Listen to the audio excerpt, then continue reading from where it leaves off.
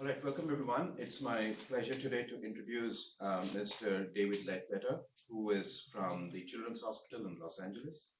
And he has a very extensive and deep understanding of decision theory. And today he's going to tell us about clinical data science at the Children's Hospital in Los Angeles. So welcome, David. Thank you very much. So once again, my name is David. I lead the data science team at Children's Hospital Los Angeles.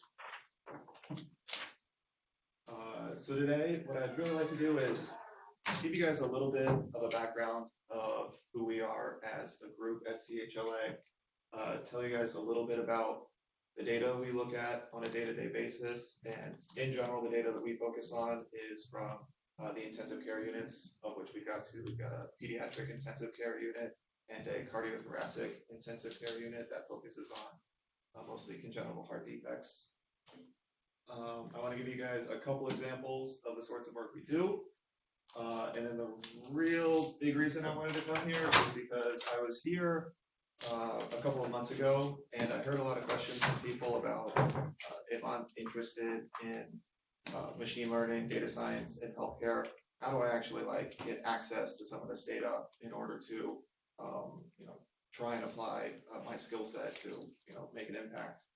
And so one way to do that is we actually have a data science internship program, which we actually started this year. It was, I'm going to call it, tremendously successful, and we're looking to expand it for next year.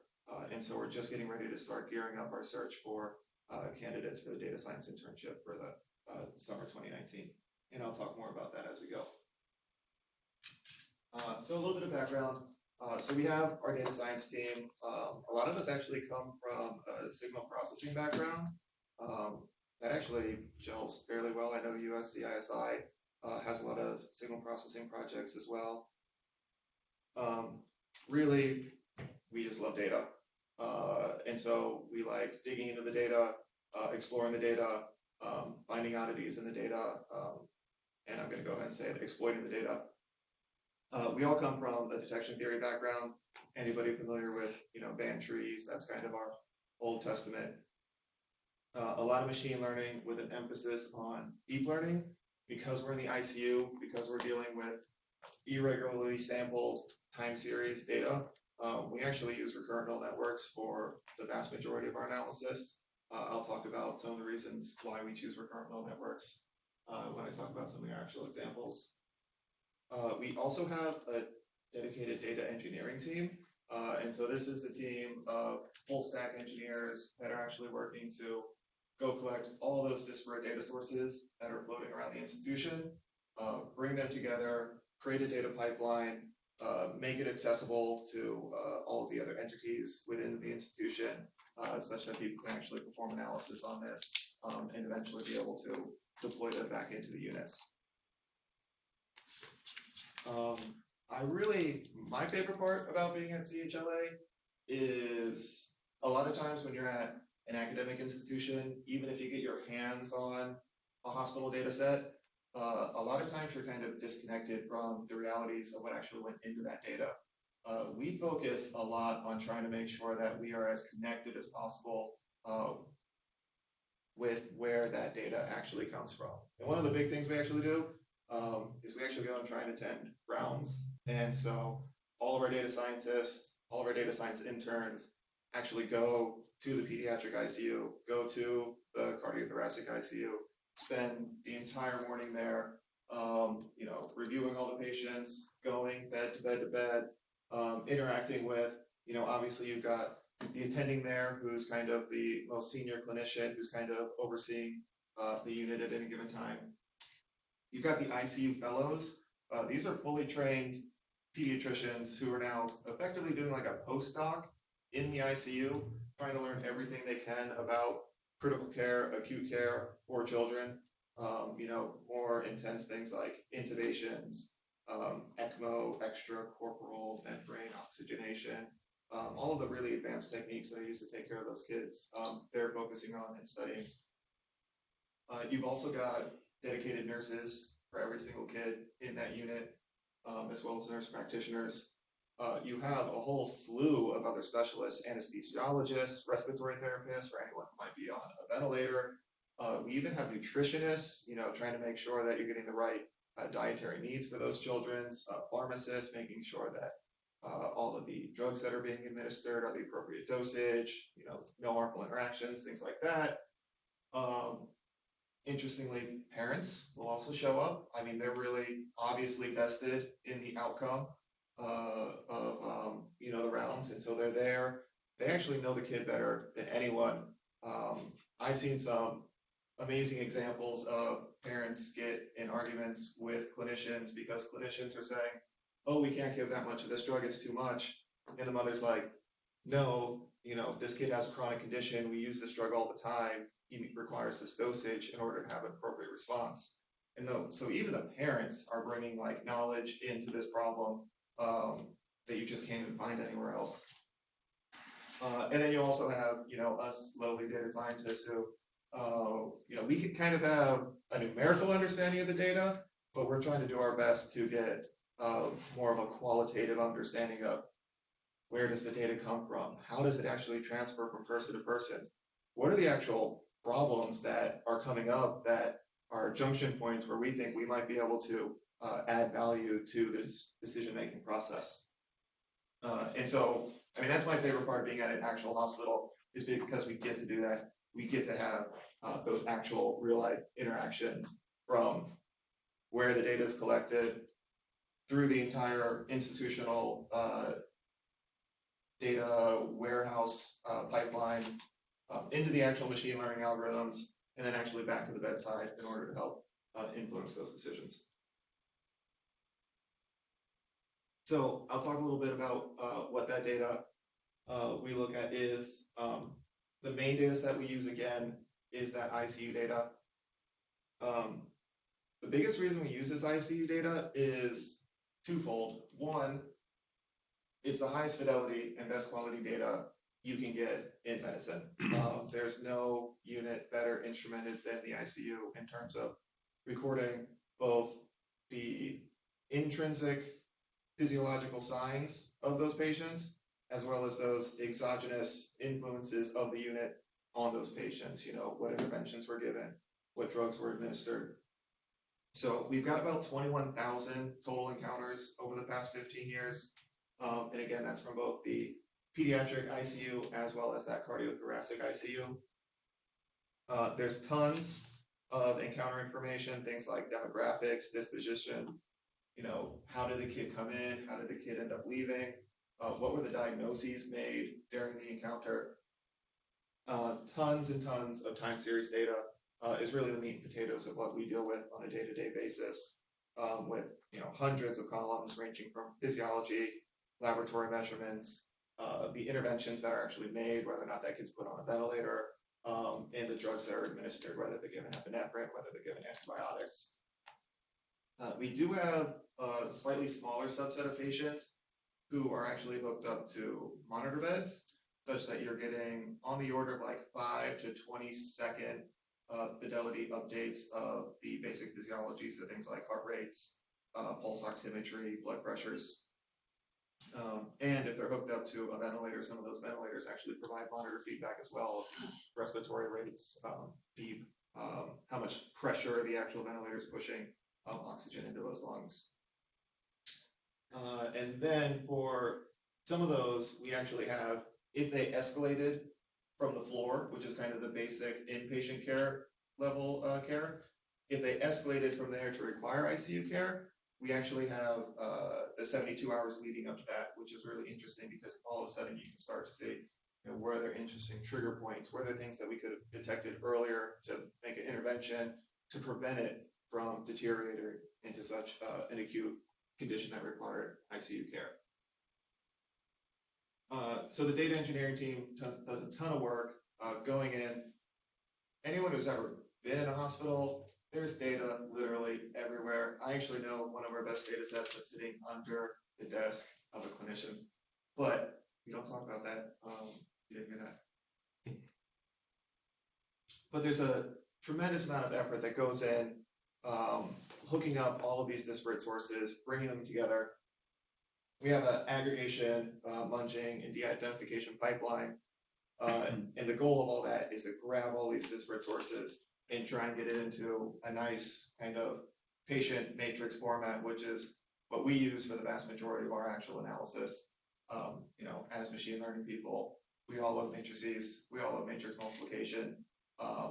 And so we do kind of like deconstruct a patient down into a matrix. However, we try and use as much of our insights about the actual process as possible, such that that matrix is as representative of a patient as we can make it. So we actually have a very similar process for the floor data. We've got about 70,000 encounters on the general ward over about the same time period. The only real difference between the floor data and the ICU data, once we do all of our aggregation, is that you've got less data collected on the general floor. You've got less interventions made, less drugs that are given on the floor, less laboratory measurements that are taken. And the temporal resolution of that data tends to be much coarser. Those kids don't have a dedicated nurse, taking readings every 15 minutes. They're potentially only getting their vitals measured every 4 hours or so. And so you do get a coarser temporal resolution on those floor patients. Hospital data. Wow, it is not pretty when you start to look at it.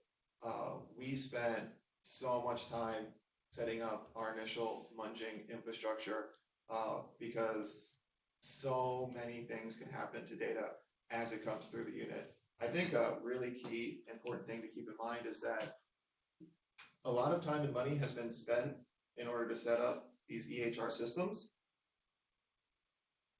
But the primary purpose of these EHR systems are clinical. Well, actually, I'll take that back. The primary purpose is billing.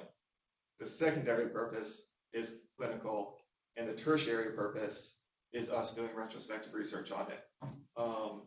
And so if you want, what ICD-9, ICD-10 codes were listed, they're all there because that's what gets sent to insurance, Medicare, Medicaid, and that's how the institution gets reimbursed. And so those are really well documented. Clinically, the doctors, nurses are kind of putting things in almost shorthand for their own reference because a lot of times they're just need to take a quick peek at, oh, what happened to this kid yesterday? And that's the primary use of the people actually inputting that data. And then you have us on the back end kind of looking back and said, there's this 4-hour gap. What happened in between this 4 hours? Can we try and find out?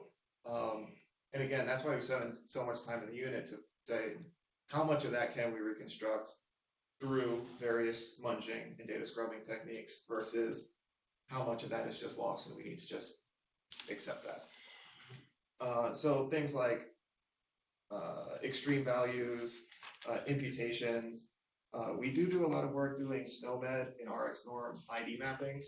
The goal there being making it a little bit easier to redeploy the same algorithm in a new institution because everyone's got different variable names. And so hopefully if you can get some of these common ontologies, it makes mapping a little bit easier. And then also handling of those continuous and intermittent drugs. There's no real clear way of how to do that. When you're on a continuous drip, like how do you record that? Do you just kind of look at how much you got over the past hour? Do you try and keep it higher fidelity? And so we have a lot of this munging infrastructure in place that gives us the flexibility for whatever particular project. We can kind of turn things on and off and go through the munging most appropriate for that particular context. So a couple examples of how we use that data. Like I said, by and large, we like to use recurrent neural networks. Can I get a quick show of hands? Who would consider themselves familiar with a recurrent neural network? Okay.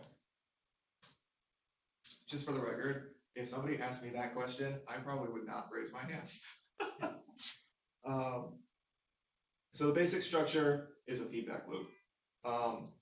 I actually tend to think about a recurrent neural network as not much more than a fairly fancy logistic regression that rather than just making a prediction with that exact time step, also keeps a memory of the things that happened to it previously, which happens to be a pretty good way to think about it because a lot of the math actually ends up working out nearly identical. The big reason we like it is how well it's able to deal with that temporal dimension. If you talk to clinicians, they don't think about a disease, they think about a disease progression. And so, the patient gets an infection, but you don't actually see anything for a while. The body starts to fight back, the temperature starts to rise, and then 12 hours later, 24 hours later, you finally know there's an infection, but there was a whole process kind of leading up to that point. Also really important, it can operate on an irregular time grid. Our measurements are coming just whenever they come. By and large, the vast majority of time series machine learning literature out there, almost always, if it's not already on a regular grid, gets resampled to a regular grid. We do our best to not do that. That being said, that's still a very open topic of research about the best way to handle irregular time grids. And then it's just super flexible. Depending on what the clinical outcome you're looking for is, it's very easy to augment your Ys. Depending on what data you have available to make your decisions, it's very easy to augment the inputs going into that RNN. So a super simple example of this is, everyone's tried and true mortality measure, where we can take all of those measurements coming to us from the ICU, try and predict whether or not we think that child's going to survive their ICU encounter. I'm going to show raw curves. I don't personally like raw curves. I don't think this is a terribly interesting example in isolation. There are some interesting things you can do diagnostically. But really the important point here is we have a recurrent neural network trained to predict in-encounter mortality compared to the current severity of illness scores used, which are PIM2, PRISM3, Pediatric Index of Mortality, and Pediatric Risk of Mortality. Did I get those right? And you see that those AUCs are about 0.85. The RNN gets about 0.93, 0.94. And so really the only takeaway that I really want you to take from this is the recurrent neural network is pretty good at extracting information from that time series data. And so this is more like just a sanity check, like, can we actually get this information out of the data to make useful inference?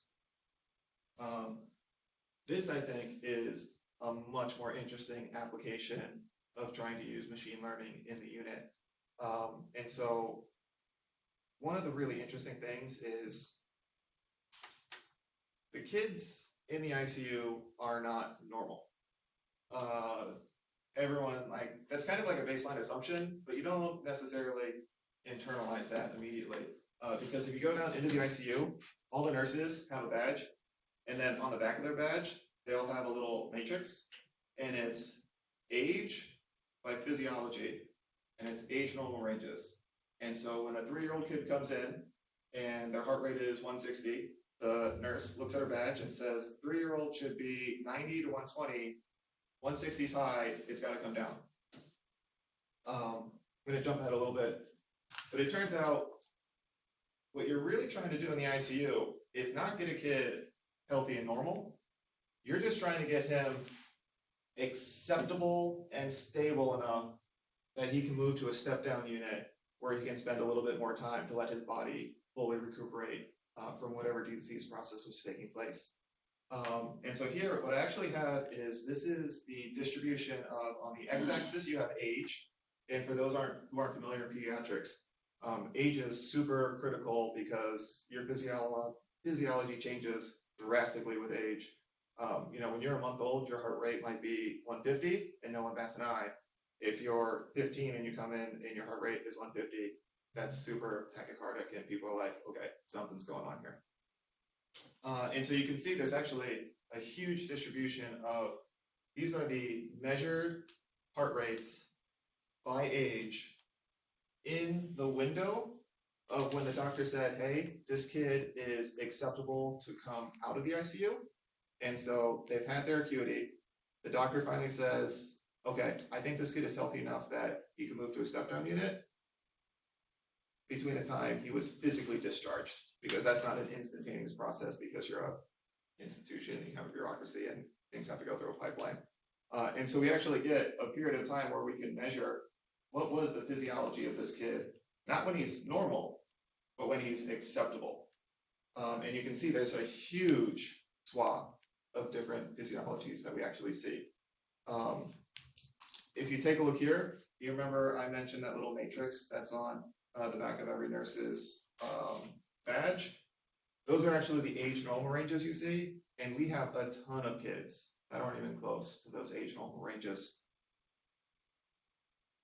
You could try and do something relatively simple, like try and fit a polynomial fit to the age normals, and you can remove the bias because healthy kids tend to be, lower heart rates. The acceptable kids still tend to be a bit tachycardic, and you can remove that bias, but you still have a super large variance of, within any given age band.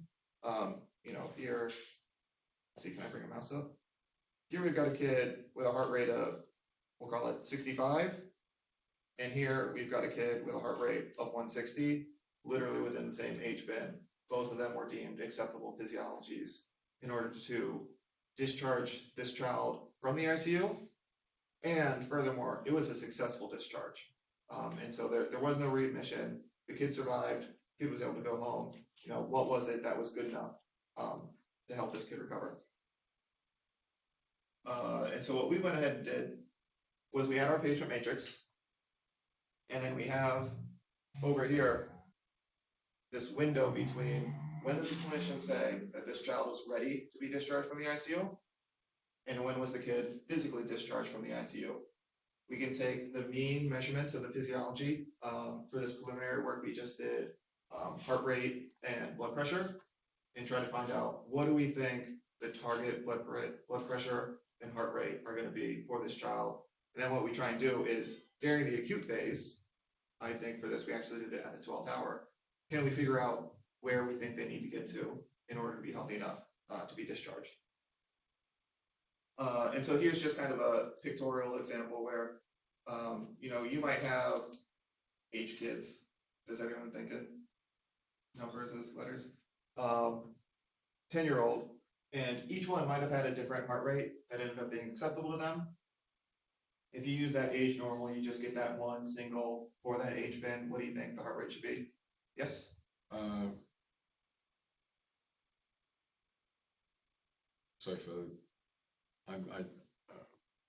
had a question rather than an answer, so I don't know.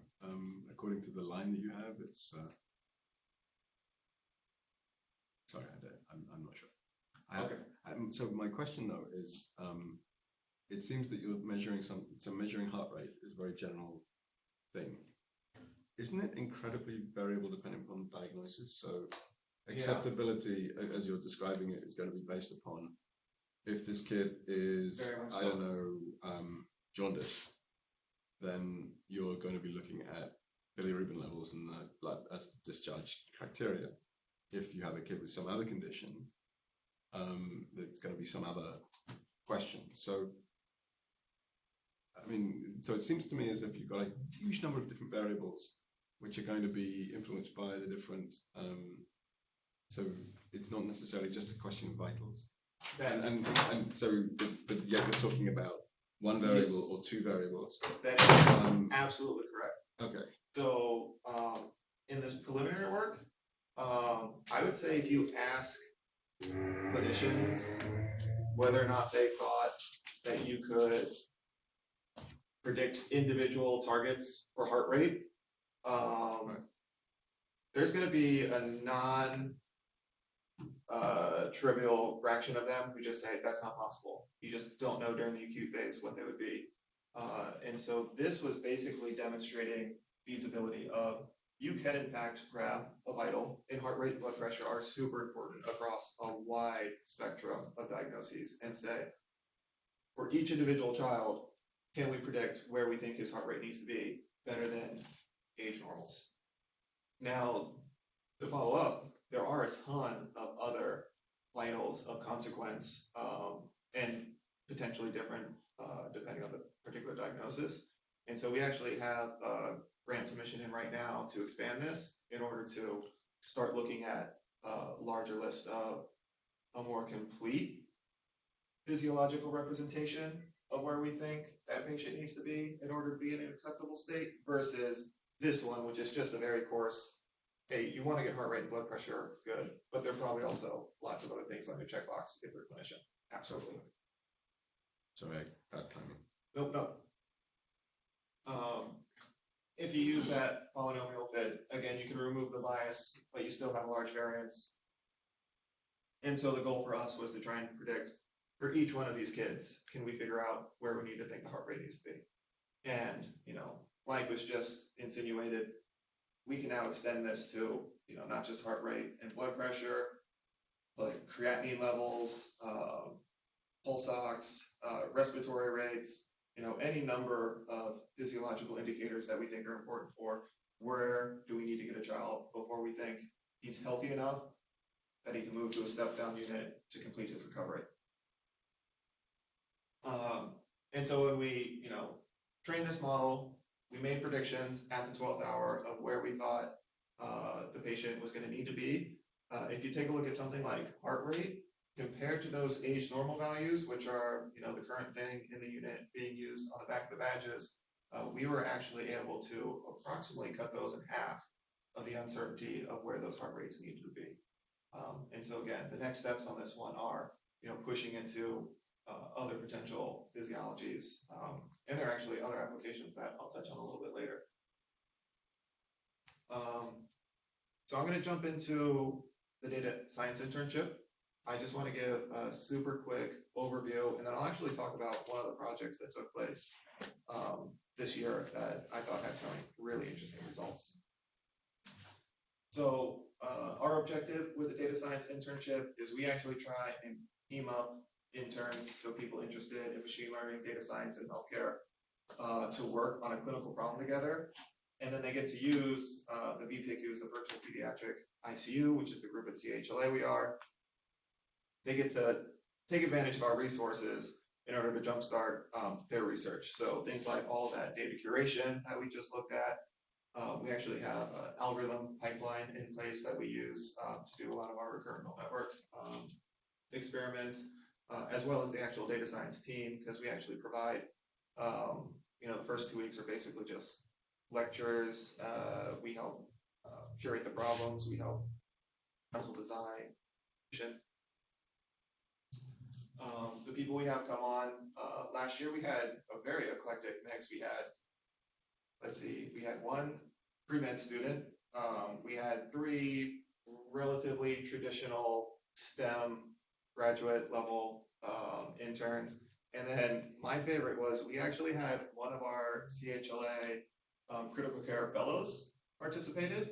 And so he actually came to our area, sat in on the lectures, learned our algorithm pipelines. He had a problem that had actually come up. There's a thing called grand rounds, which is probably the coolest thing I've ever seen. If anyone likes House, grand rounds is literally like 30 doctors get together in a conference room every week. They'll pick an interesting case that came through the unit, and they'll actually kind of talk through it temporally, and they'll say, a patient came in showing these signs, these things were done, there was no response, what do you think's going on?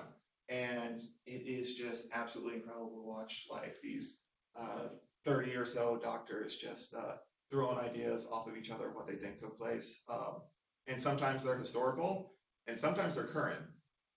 And so in particular, there was one example where there was a first-year fellow treating a girl who came in and put her on CPAP, which is basically just a face mask in order to give her constant pressure air in order to help support her oxygen levels. And then watched her for about 24 hours to see if she would have a positive response. And this fellow was like, no, that girl needed to be put on a ventilator and so be actually intubated in order to, provide as much support as possible to that child so that she could oxygenate her system, such that she would have the energy required to fight whatever disease processes were going on. And he was like, I think we could try and test. Can we figure out earlier in a ventilation period whether or not we need to escalate that care, because we think that's going to lead to more positive outcomes? And so we worked with him, put together a project.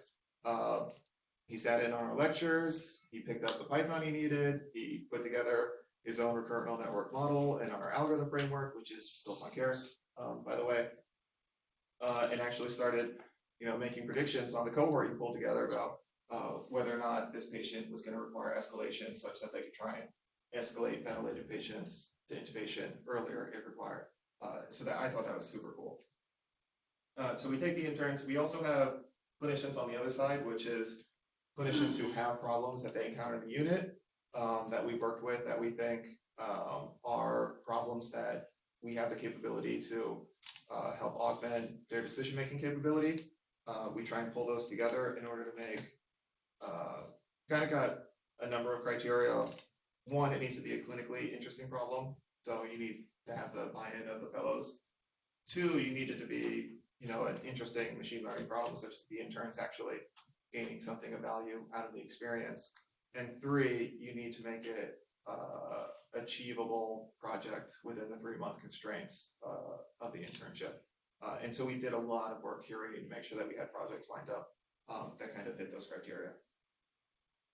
And then at the end of the internship, what we ended up with was each one of those interns had a predictive model for a clinical problem of consequence. They also had machine learning manuscripts ready for submission. We're actually finalizing those for submission right now. And then the stretch goals we had were have those clinicians actually take those predictive models, some of that research and analysis, and actually continue to push through clinically follow-up in order to kind of maximize contribution of those impacts. Some of the projects we did this year, we had an extubation readiness project, just trying to figure out at the period of extubation, could we figure out whether or not that'd be a successful extubation? Extubation meaning when they physically pull the breathing tube out. Sometimes if the patient isn't capable of supporting their own breathing, they need to put the tube back in. That gives a lot of extra trauma to the tracheal area, leads to a lot of negative consequences. And so you've got this weird balance between you don't want to overventilate because you can hurt the lungs, you don't want to underventilate because if you take it out, you need to put it in, you can cause trauma here. And so that's like a constant struggle in the unit about being too conservative or too aggressive. To follow up on the discussion about aren't there other interesting things besides heart rate and blood pressure, we actually did, rather than figuring out targets for successful discharge from the ICU, we tried to figure out what was the target physiology associated with successful extubation. And so you've got lots of things going in like respiratory rates, PaO2 levels, CO2, sodium bicarbonate levels, all of these things going on that the clinicians are taking a look at while they're figuring out titrating the intubation about whether or not we think we can start weaning them or not. And so we were trying to predict them earlier in the acuity. Where do we think we need to get them in order for them to be successfully extubated? The bypass escalation was the project I alluded to earlier with the fellow who was trying to figure out who could we escalate earlier because we thought that would give them better clinical outcomes. We actually have a USC grad student, Nicole Fonda, if anyone's familiar with her, who worked on pressor titrations, trying to figure out what would the response to pressors be in patients with septic shock in the unit. Sorry, what's a pressor? Ooh, great question.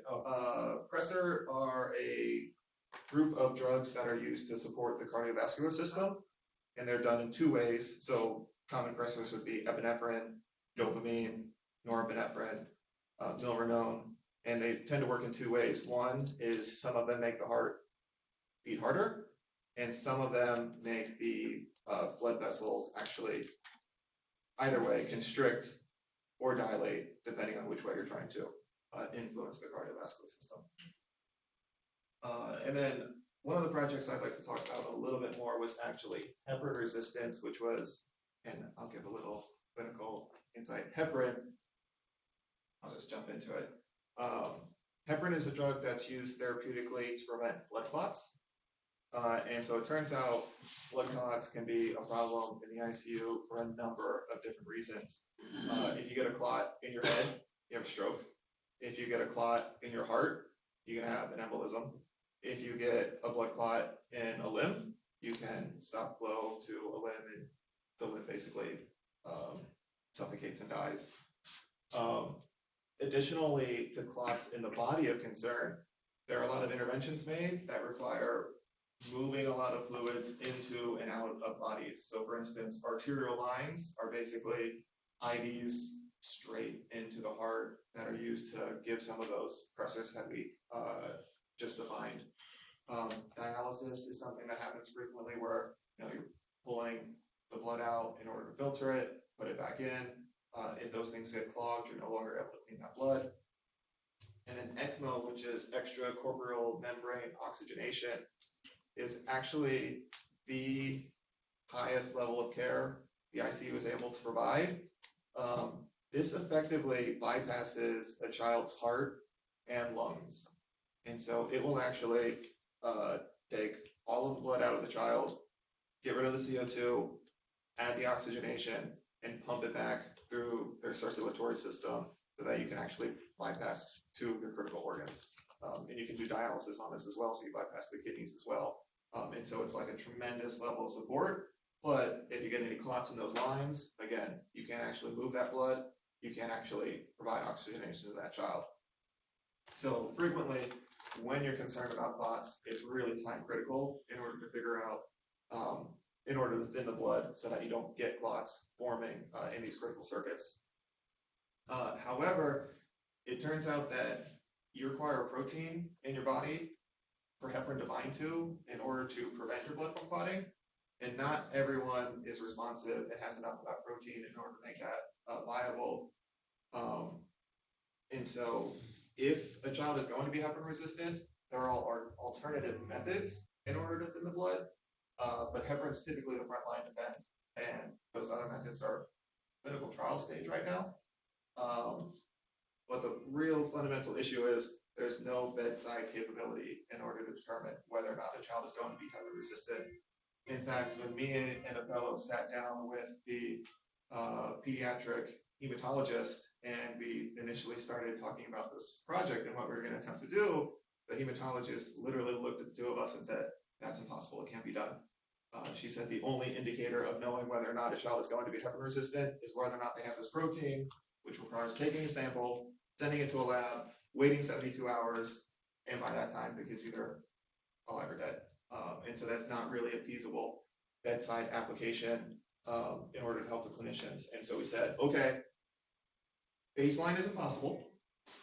So you're saying there's a chance.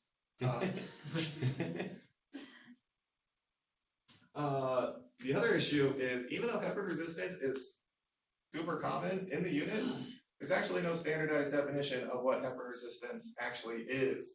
And so we actually worked with our fellow who called herself the Blood Queen, I believe. I think she called herself the Queen of Blood because she was like the weird fellow into hematology, which is interesting because you find, even within critical care, there are kind of these subspecialties, and she was really into blood. So it worked out well. So we tried to go through and work with her to say, all right, how are we going to actually try and come up with a standard definition? And the things of consequence that really come up are, one, how much heparin do you actually have to give in order to reach therapeutic levels? Two, there's a lab that is taken that's much quicker, which is measuring anti-10A levels, which is actually the factor in your blood that's binding with the heparin. And so it's trying to figure out, is the heparin able to bind? Is it able to start thinning the blood? And you're trying to get that above a certain level. Because the more anti-10A, the thinner your blood is. And then the last one was, how many heparin titrations did it require? So the clinicians are going, okay, let's start with 20 units of heparin, 25, 30, 35, 40. How many times are they actually changing these dosages, checking the anti-10As before they're actually able to reach a level of therapeutic heparin to prevent that blood from clotting? And so the things of consequence, really high dosages of heparin, anti-10A levels that never get to a therapeutic level, and then patients that require large amounts of titrations. And so using this, we defined which patients ended up being resistant to heparin. the intern Rita put together a model, a recurrent neural network to try and predict which patients were going to be resistant to heparin. And the 2 points in time we focused on were one at the initiation of therapy. So that's at the moment heparin starts to be administered. Let's make a prediction and say, do we think this kid's going to be resistant or not? And then 24 hours post the initiation of therapy and saying, okay, we've seen the kid for a little bit. Does he seem to be responding yet? Do we think he's going to be resistant or not? And so keep in mind, the baseline from the pediatric hematologist was literally, this is impossible. So even though the AUCs aren't, 0.9, 0.99, whatever, they were above 0.5, which was the baseline that we were starting with. And two things of consequence I really want to throw out here. One, on this left plot, you can actually see our real-time prediction of whether or not we think a child's going to be heparin resistant. Now, granted, I'm going to 100% admit this is typical best that you always show in a presentation, but you'll notice that, 5 hours or so before the actual administration of heparin, we started to think, hey, this kid may not be the best candidate for heparin therapies, which I thought was absolutely amazing because nothing's even started yet, but we're saying like, hey, there might be something that we need to look out for here. And then the other thing is, medicine's really strange because you could have, for one application, an algorithm that has 99.9% accuracy, but let's say it's for breast cancer screening. And even though you're that accurate, for every one breast cancer patient you discover, you ruin a month for 1,000 women who are all of a sudden doing follow-up tests galore and are stressed out because they were inappropriately diagnosed with breast cancer because, 50 million women get breast cancer screenings every year and 99.9% accuracy doesn't really work for that. But for something like this, where we're trying to identify, hey, who's a candidate who there are alternative therapies available, we have clinical trials that might be able to help them. If you notice here, when we look at the patients who are like relatively high probability of resistance, you can get about half of them with relatively few false alarms. And so as a screening tool for clinical trials, this actually provides a ton of utility because one of the biggest issues with clinical trials is how do I identify the appropriate cohort to use here? And so again, I like to, Rita was working on this and she was, really disappointed with her AUCs. And I wanted to make sure I reminded her that, Rita, you are not defined by your AUC. So a couple really quick takeaways. We've got a lot of high temporal fidelity PICU and CTICU encounters. We've also got a lot of floor encounters that are a little bit coarser resolution, but still have a ton of information stored inside of them. And a lot of effort has gone into curating those data sets to the best of our abilities. There's lots of available meta information, simple things from mortality, whether or not the patient was intubated, whether or not they required a readmission, how long were they in the ICU, what diagnoses did they get, things like actual scores of their well-being, so what was their cerebral function, what was their bodily function. There's a de-identified version that pretty easy for IRB approvals for those familiar with the process of how to actually do human subject research. I will say, obviously I talk more about the positive aspects. There are some negative aspects of our data. Our fluid data, which is probably, I would say, the most critical intervention that we don't have a really good handle on right now, isn't as good as it should be. That being said, we just got access to a new data set, and the data engineering team is actually working on that right now. And I hope that'll allow us to improve our fluid data because it's a really first-line defense use for a number of diseases that come through our unit. And then the other one, in general, hospital data is hospital data. I mean, we do the best. We work with all of our fellows in order to clean this data to the best of our capabilities, but at some point in time, it's never going to be perfect, and so we just do the best we can. And finally, we're looking for, probably like undergrad seniors, graduate students interested in healthcare for internships. This is as far as I'm aware, the only opportunity available in which you get access to one, this data, two, a data science team like this with the infrastructure in place, and three, and most importantly, a dedicated clinician for each project. If anyone knows of any other similar projects or groups, let me know because I'd like to chat with them because I think healthcare unfortunately has a higher barrier to entry than a lot of other fields, and so everything we can do to take people who are young, ambitious, eager, and want to be able to apply their skills and give them an opportunity, I think is for the best. So with that, thank you very much.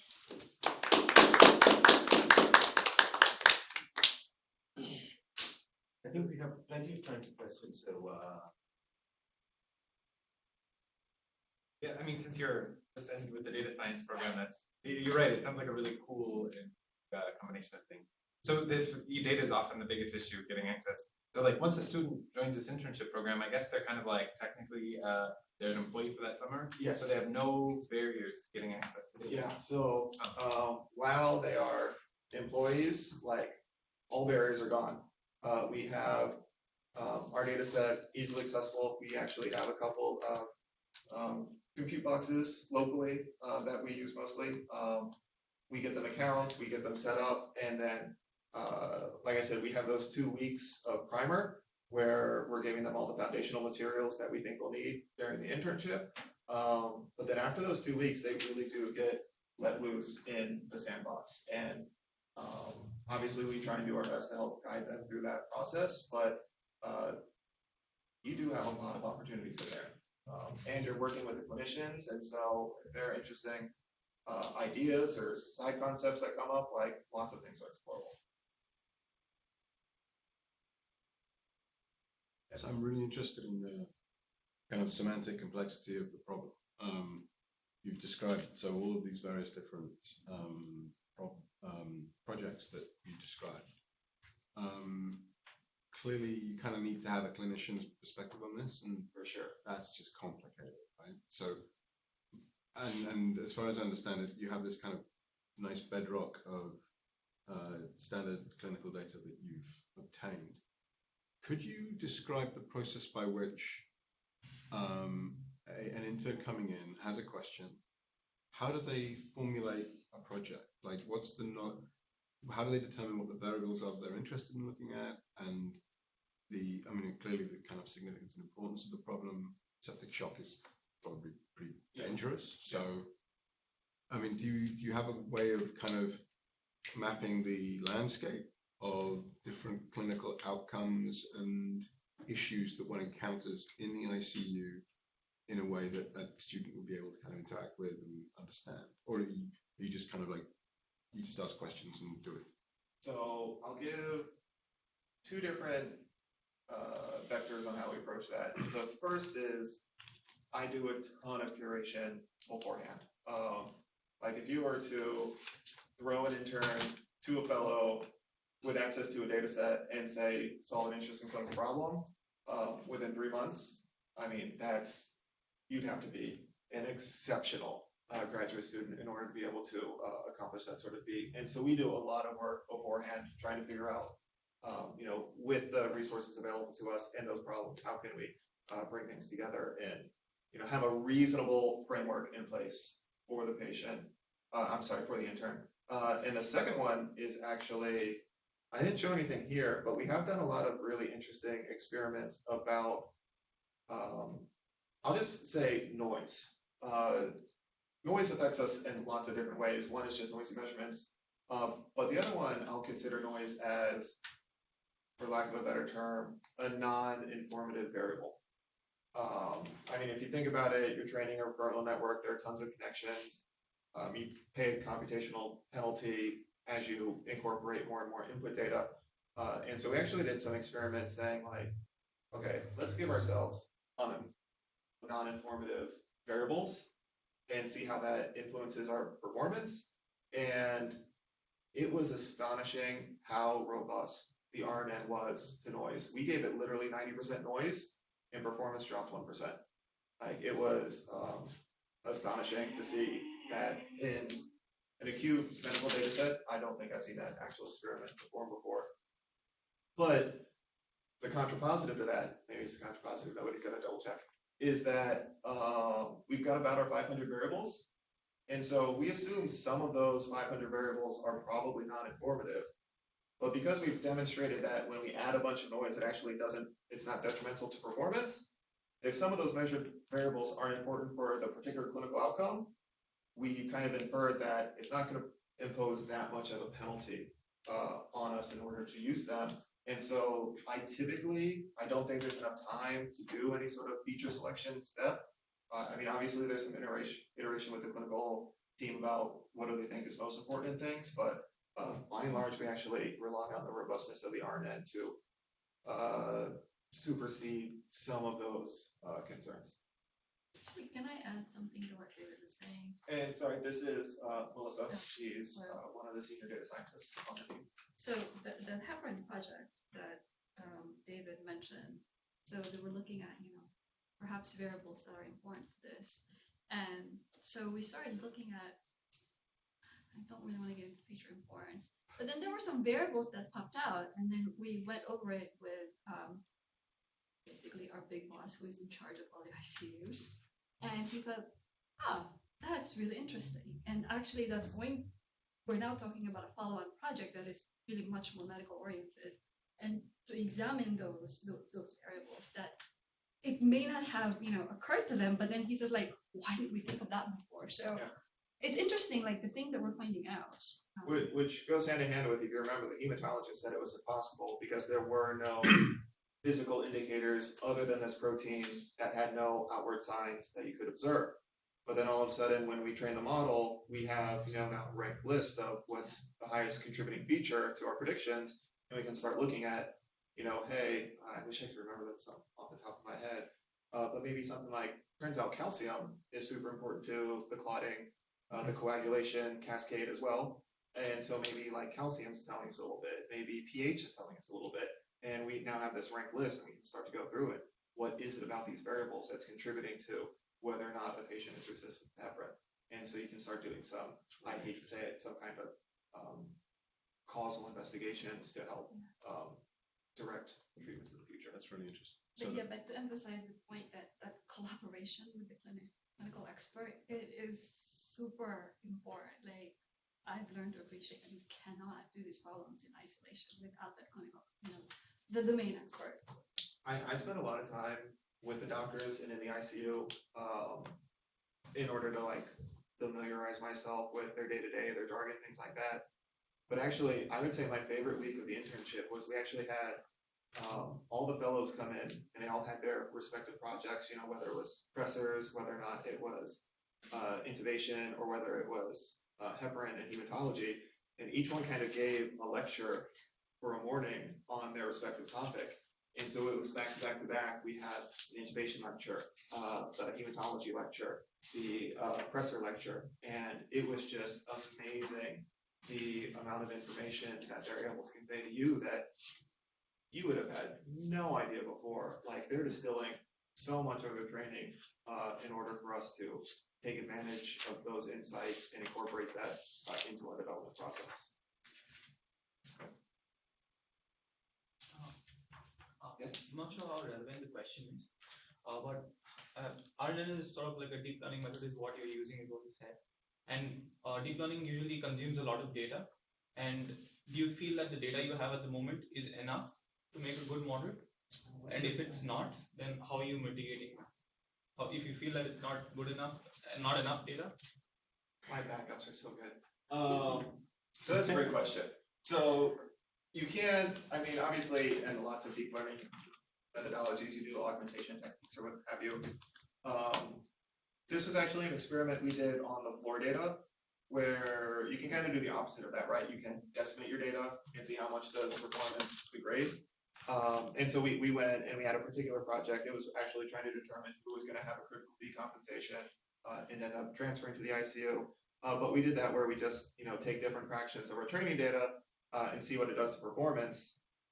And we had a baseline, which was the current pediatric early warning score that's used right now. And we said, okay, well, when we change how much data we had to train on, how did that influence our performance? And we actually saw, like, with as little as 10% of the amount of training data we had now. So I think we had 40,000. So that's like 4,000 floor encounters, which, to be fair, any county hospital has 4,000 floor encounters in a year.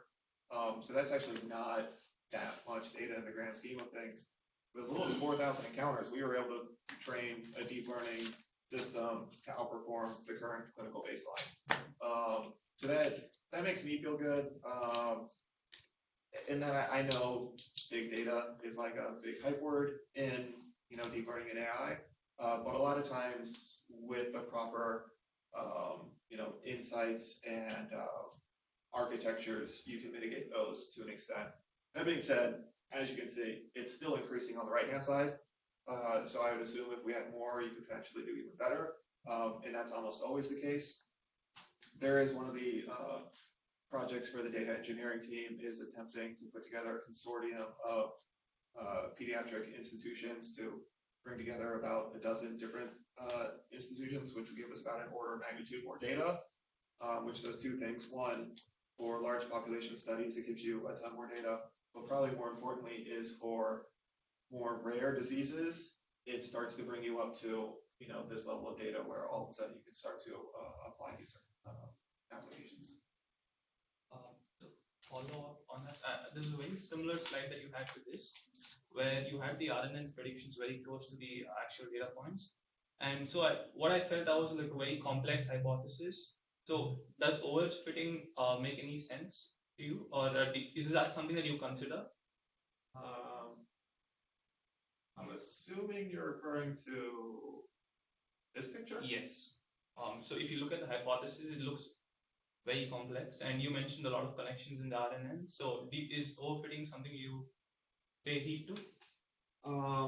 I will probably say so I mentioned that Fantries was the Old Testament, and so I consider these elements of statistical learning the New Testament. I'm kind of a fan of using, if you've done your performance assessment methodology appropriately, I mean, obviously, like the training versus test error sort of curves. Very rarely do we ever look at that training error. Where exclusively we've got a performance assessment framework in place where we're only looking at the test error. And so I don't think about that all too frequently, because I know that irrespective of the bias or variance in our particular model, what we're looking at is the performance on a holdout set of patients that we've never seen before, which gives me confidence that when a new child comes into the unit, how well do we think we're going to perform? And we're actually, part of that assessment framework is very careful in how it splits the train test cell sets to make sure that, if little Jimmy is in the train set, you never test on a potential subsequent encounter of little Jimmy, to make sure that you isolate those as much as possible in order to get, I'll call it, the purest measure of the actual test error. But I mean, that's a great question that comes up a lot depending on how much data, what particular algorithm, and different elements of medicine. Maybe one more question?